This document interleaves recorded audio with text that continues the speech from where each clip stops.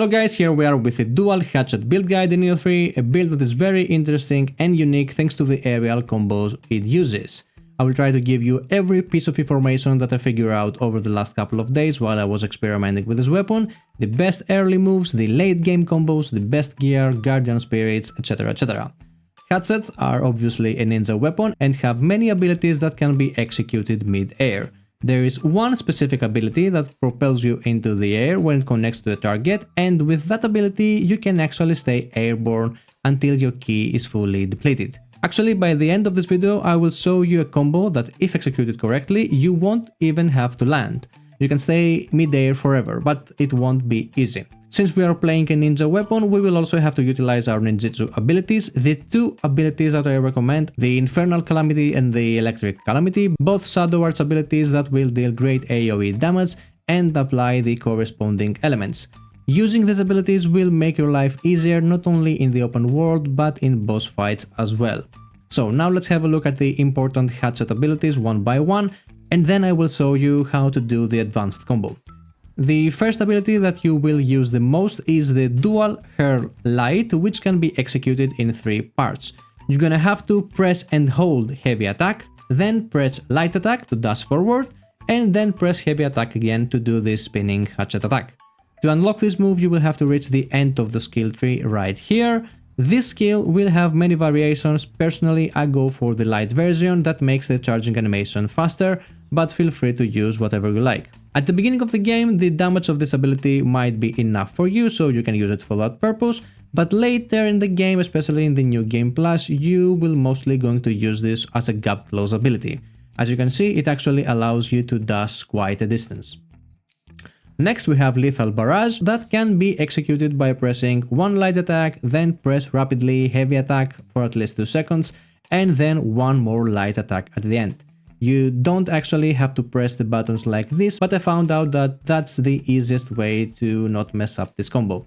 The strong aspect of this skill is the ki damage that it deals to human enemies. I figure out that once you've applied the wind effect on the target, spamming this ability will fully deplete its ki when they are blocking your attacks. Again, at the early stages of the game you may feel like this one deals good amount of damage, but later on you will mostly use it versus enemies in the open world. For the next slot we have the Mountain Climber because it allows you to reach the target's back. As you may have already know, enemies will take increased damage while hitting them from behind. You can consider Mountain Climber a very good opener ability. Next we have Greased Lightning, an ability that can deal good single target and AoE damage. The other option for that hotkey would be the All Ablaze, a crucible move that will give you a damage and speed buff. If you plan on using a talisman for an attack buff, this ability is worthless since you can't stack 2 attack buffs together. For L1 plus light attack we have to choose between Roundabout and Spinning Crab. We like Roundabout because it lands us on the back of the enemy. Again, hitting the enemy from the back is very important for ninja builds, and Spinning Crab on the other hand is very nice attack to have it on your kit, but my experience hitting the enemy from the front with any hatchet ability will deal such low damage that it makes it irrelevant. Choose whatever you like the most, you are going to use it mostly on trash mobs in the open world, so either way it will be fine. Next we have Heaven's Clash Wind or Death from Above Water. With Heaven's Clash Wind you can apply the wind element mostly on yokai enemies because they don't block if you spam it a few times. Its damage will be very low, but as I've said, you will use it mostly to apply the ailment. Death from Above on the other hand will also deal very low damage, but it will propel us into the air. I use Death from Above on my gameplay as a combo starter, but I can't say that I'm depending on it. And finally we reach the only ability that actually matters for our build, the Fire Foot Drill Jump. Available by holding heavy attack while in mid-air, this ability will propel you back into the air every time you land it on the enemy. To do this combo you will have to add a jump in between attacks, but I will show you in a moment what I mean. Let's just finish with the abilities really fast. The last ability is going to be the Plummet, that will give us a nice finishing move while we are in mid-air. This ability is easy to be executed in mid-air and will allow you to finish your combo. Now that we have covered the basics of our abilities, let's jump into our combos. The first thing that you will have to know is that by double jumping on an enemy, you will step on them, stagger them and get higher into the air. We will use this double jump a lot to engage our targets. A basic combo that I use a lot versus yokai bosses is this one.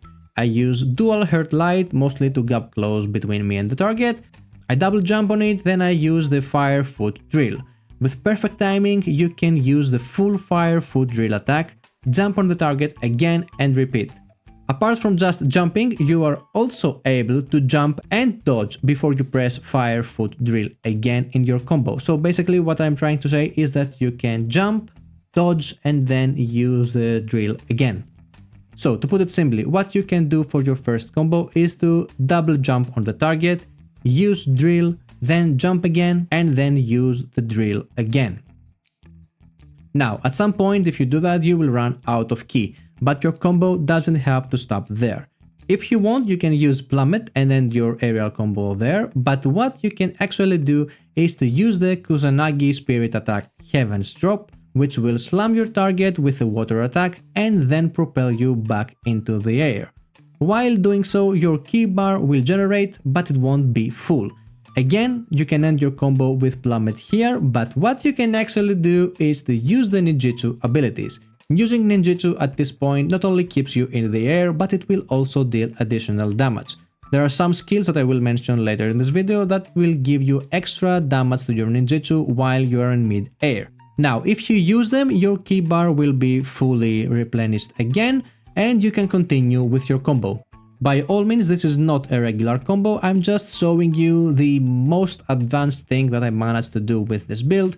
Usually I just fall on the ground and then I double jump on the boss to continue the combo again. When you use ninjitsu, your spirit bar will fill rapidly, and that means that you can use spirit attacks very often. You can use it to gap close your target, you can use it between your combos, you can use it to go back into the air, so basically keep in mind that you can pretty much spam this ability, so don't forget using it. Now, in theory, you can also start your combo with abilities like Death from Above or Mountain Climber. Mountain Climber sometimes works very nice because it positions you very well on the enemy's back, but it will not always be successful. Versus human enemies, the whole jumping moveset will not be that effective. This is the No BS game guide, so I won't give you any crap. I actually had very hard time versus human enemies with this build because they were able to block every single attack.